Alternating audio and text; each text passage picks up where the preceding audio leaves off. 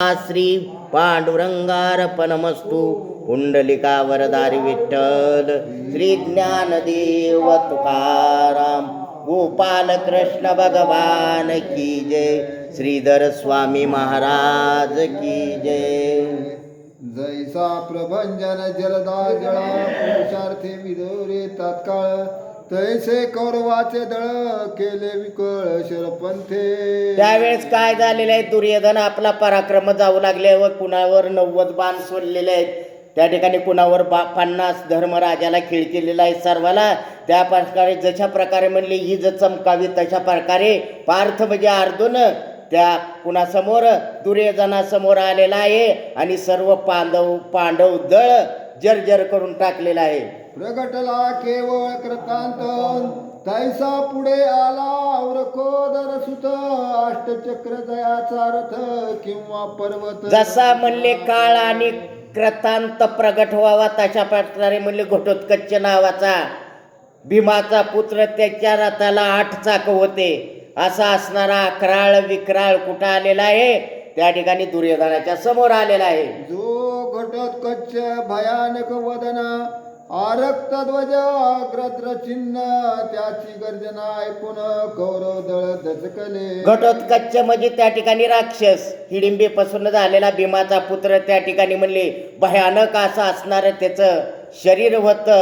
8 चाकाचा रथ होता आणि मोठ्यानं गर्जना रणांगणामध्ये त्या भीमपुत्राने केलेले आहे.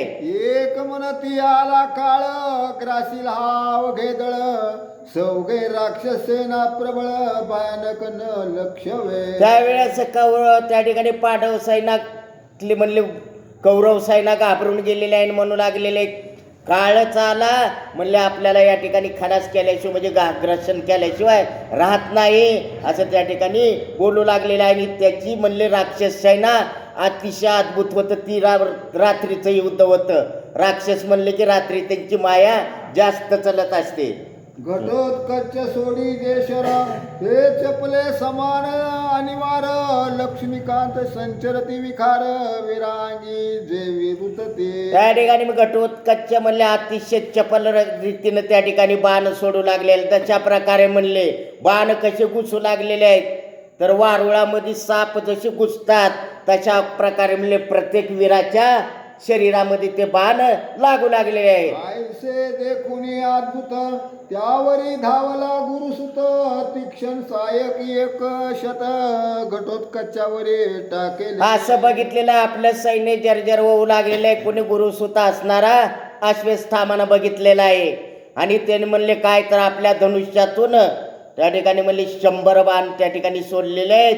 कुणावर घटोत्कचावर सोडलेले आहेत. कुंजरावरी सुमन भार तैसे न गणित तीक्ष्ण पशर मागत मे गुरुपुत्रा दरी धीर म्हणून हाक फोडेले. त्यावेळेस म्हणले जसं एखाद्या माजलेल्या हत्तीवर फुलं पडतात म्हणले दगड मारल्यावर तशा प्रकारे ते बाण कुणाच्या अंगावर पडू लागलेले आहेत घटोत्कचाच्या. आणि म्हणले अश्वस्थामाच्या बाणाला निस्ता हाताने इकडं तिकडून उडवून लावू लागलेला आहे. आणि म्हणू लागले ए गुरुपुत्रा थांब.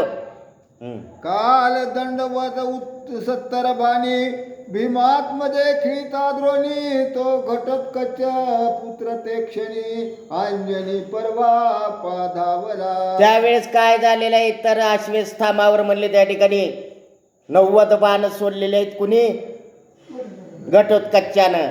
आणि त्यावेळेस तो ब्राह्मणपुत्र त्या ठिकाणी म्हणले जखमी झालेला आहे. त्यावेळेस म्हणले घटोत्कचाचा एक पुत्र म्हणले त्या कौरव सैन्यावर धावून आलेला आहे. चक्रे सोडी आणि वार निवटीत कौरवाचे भार मिळवणी सर्व कौरवीर वर्षत शर सुटले. त्यावेळेस त्या घटोत्कचाचा एक मुलगा होता म्हणले सर्व कौरवाचा त्या ठिकाणी निपात करू लागलेला आहे. त्यावेळेस सर्व कौरववीरानं बघितलेलं आहे आणि कौरववीर सर्वच त्याच्यावर धावून गेलेले आहे. दुर्योधन कर्णद्रोणी शरीर राक्षस खिळले ते क्षणी आसुर वर्षत वृक्ष पाशाणी कौरवानी उडविते. त्यावेळेस काय झालेलं आहे म्हणले द्रोणी म्हणजे त्या ठिकाणी द्रोणाचार्याचा पुत्र आहे द्रोण आहे.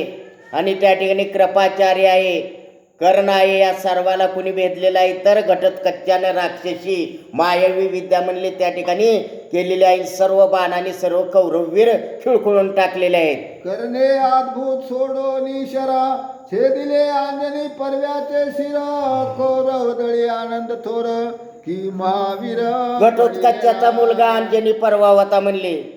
सूर्यपुत्र असा असणारा कर्ण दानवीर त्यानं काय केलेलं आहे, एक बाण सोडून म्हणले त्या घटोत्कच पुत्राचं मुंडकं उडविलेलं आहे. देखोनी पुत्राचे मरण घटोत्कच खवळला दारुण पर्वत वृक्ष उपटून आरिसेने वरी कौरव दळ त्या ठिकाणी आनंदित झालेला आहे आणि घटोत्कचानं आपल्या मुलाचा म्हणले मुंडकं उडविलेलं कारणानं बघितल्यावर जसा म्हणले एखादा महाप्रलय काल खवळतो तशा प्रकारे तो घटोत्कच खवळलेला आहे आणि त्या ठिकाणी वृक्ष आणि पर्वत म्हणले कौरववीरावर टाकू लागलेला आहे. 60 सहस्र दळ घेऊन पांडवावरी धावला शकुनी दोन्ही दळे मिसळली ते क्षणी झोड धरणी होत 60,000 म्हणले त्या ठिकाणी सैन्य घेऊन शकुनी कुणावर धावलेला आहे, पांडवावर.